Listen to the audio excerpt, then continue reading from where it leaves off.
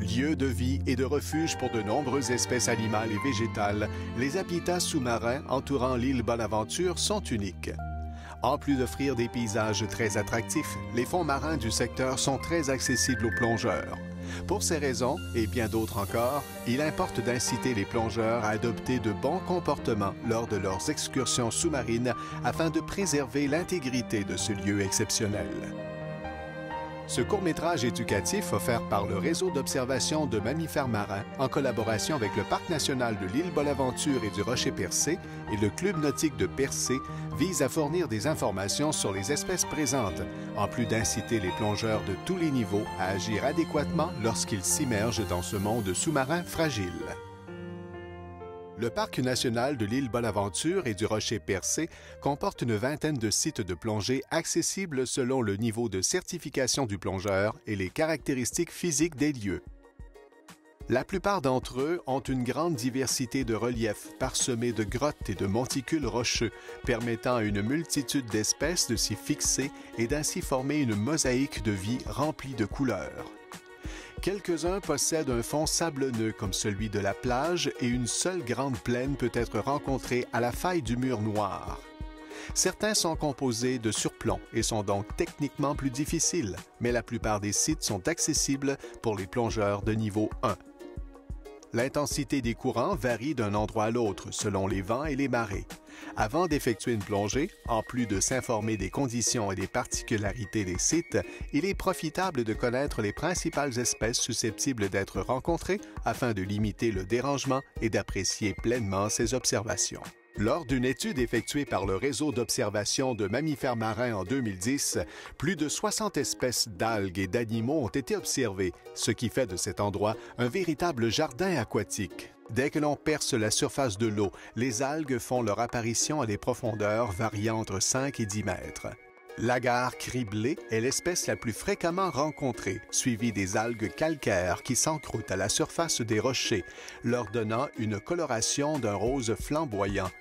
Des animaux tout aussi étranges que fascinants couvrent abondamment les surfaces rocheuses comme l'anémone plumeuse, la moule bleue, la moule géante ainsi que les éponges verruqueuses et croûtes de pin.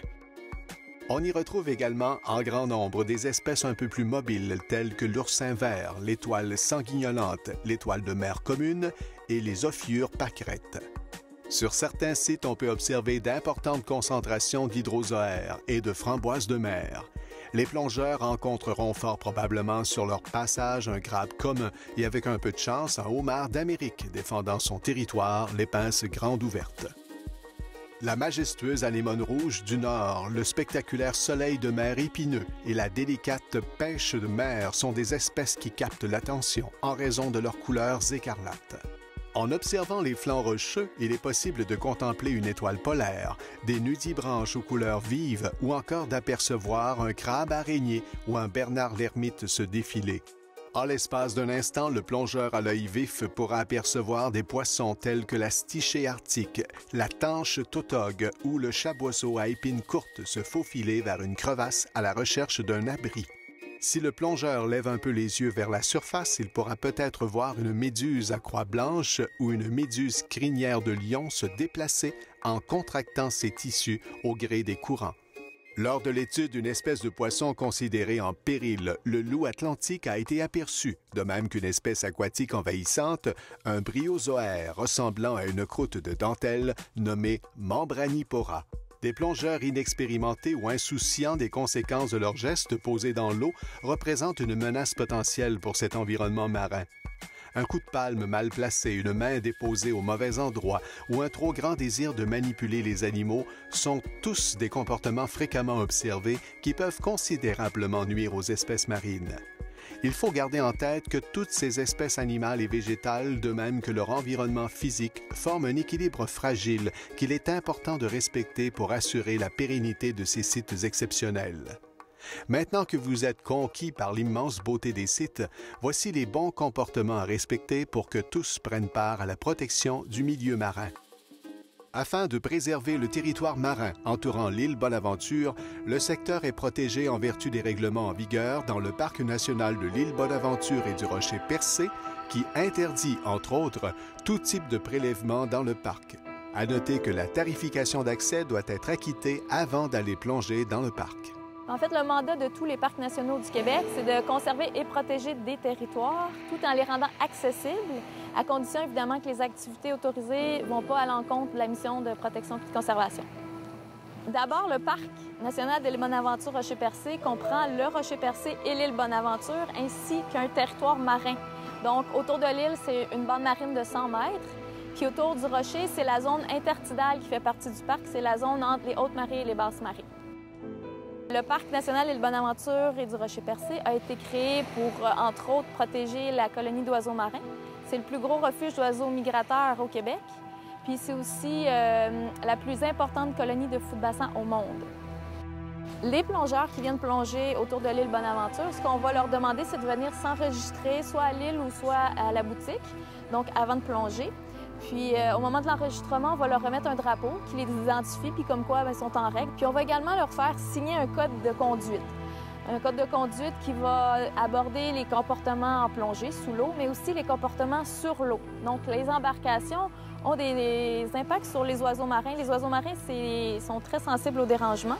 Donc on demande aux gens d'adopter certains comportements comme de réduire la vitesse, maintenir une vitesse constante, de ne pas faire de changements de vitesse brusques, de naviguer parallèlement au rivage. Donc, c'est tous des comportements qu'il faut adopter, dans le fond, peu importe où est-ce qu'on est, mais quand c'est à proximité des colonies d'oiseaux marins. Le Club nautique, en tant que principal concessionnaire des activités subaquatiques du secteur de l'île Bonaventure, s'implique également dans la protection des sites de plongée. Le Club nautique, en fait, est un organisme sans but lucratif dont le mandat ou le but, en fait, c'est de faire découvrir la plongée sous-marine autour de l'île Bonaventure, qui est un site magnifique avec une diversité d'organismes sous-marins ou de faunes sous-marines complètement hallucinantes. Bien, en gros, c'est pour protéger les fonds marins, donc pour garder les fonds marins comme ils sont maintenant, pour que les générations futures puissent les voir aussi belles que maintenant. Voici les bons comportements à adopter afin d'effectuer une plongée respectueuse des fonds marins et de la faune et la flore environnantes. On a beaucoup de bons comportements à adopter quand on fait de la plongée sous-marine. Les bons comportements commencent en surface. Ils commencent quand j'embarque sur le bateau. Je ne vais pas arriver à grande vitesse sur le site de plongée. Pourquoi? Parce que je peux effrayer les animaux qui sont là. J'ai une échouerie avec des phoques échoués, j'ai des oiseaux. Tout peut retourner à la mer ou s'envoler parce que je les ai effrayés, puis j'ai une incidence. Puis aussi, la vague que je vais générer peut avoir une incidence sur les organismes directement. Je vais avoir une vague qui va se briser sur la roche. Mes premiers organismes qui sont à la limite du marnage vont être brisés éventuellement par cette vague-là aussi. Si j'ai 20 bateaux qui viennent sur le même site à la journée longue, bien, au bout de la saison, mon site va plus ressembler à rien dans les premiers mètres parce que ça aurait été complètement brisé par les vagues générées par les bateaux. Pour les sites d'ancrage, en fait, bien, idéalement, on ne met pas l'ancre, mais ça dépend des endroits où la plongée se fait. Ici, à l'île Bonaventure, on a ce qu'on appelle des tangons, donc un bloc de béton qui est déjà sous l'eau avec une corde et une bouée en surface sur lesquelles on s'accroche. Donc, on évite de mettre l'ancre et de racler, si vous voulez, le fond marin. Si on doit s'ancrer, on essaie de faire attention de ne pas racler le fond sur une longue distance.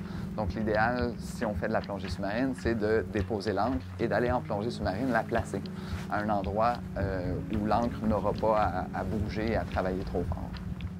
On ne manipule pas les organismes, on ne les récolte pas non plus. On ne récolte pas une coquille, on ne récolte pas un crabe, on ne récolte pas un homard. C'est sûr que c'est plaisant d'avoir des petits souvenirs de son excursion, de sa plongée, etc.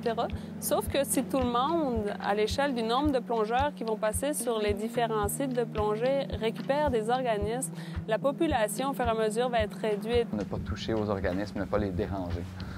Pas aller jouer avec un homard, savoir si ça pince fort. Ça pince fort, vous le savez déjà. Donc, vous n'êtes pas obligé d'aller jouer avec les animaux. Donc, on les regarde. On regarde avec les yeux. On ne touche pas.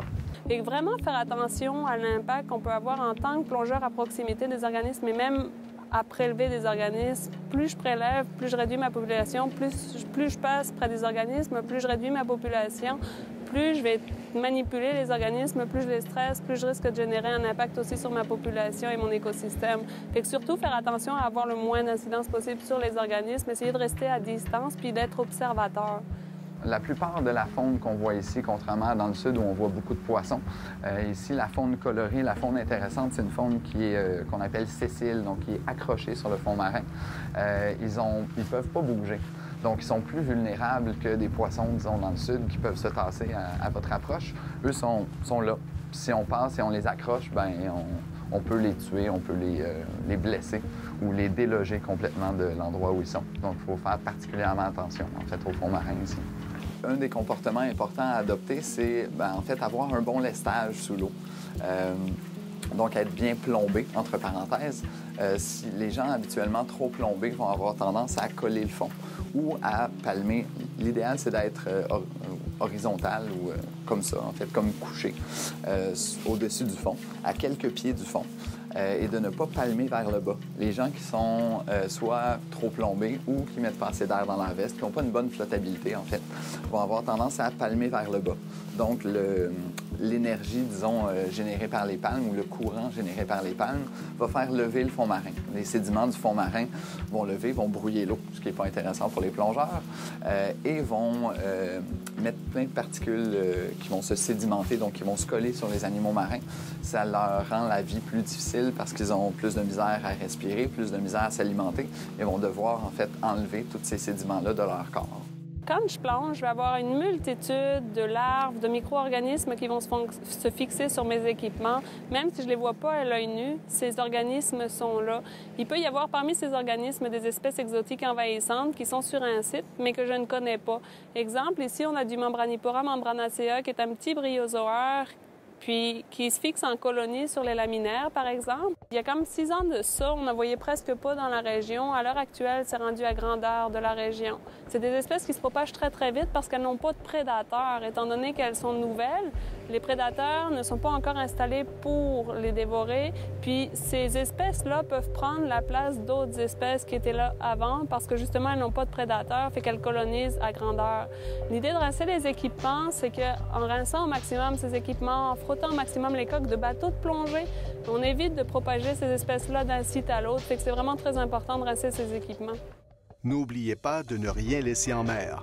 Ramassez vos déchets. Vous êtes sur le point de vivre une expérience exceptionnelle, soit celle de la découverte des fonds marins entourant le secteur Île-Bonaventure. En tant que plongeur responsable, nous espérons que vous serez en mesure de mettre en pratique les conseils de plongée que vous venez d'apprendre. Rappelez-vous que vous occupez un rôle de premier plan en ce qui concerne le maintien de l'équilibre fragile du monde sous-marin. Ainsi, touchez avec vos yeux et prenez garde à ce que vos palmes ne laissent que des remous derrière vous. En adoptant des comportements responsables, vous pouvez aussi devenir ambassadeur en faisant part des bonnes pratiques aux plongeurs de votre entourage. Bonne plongée!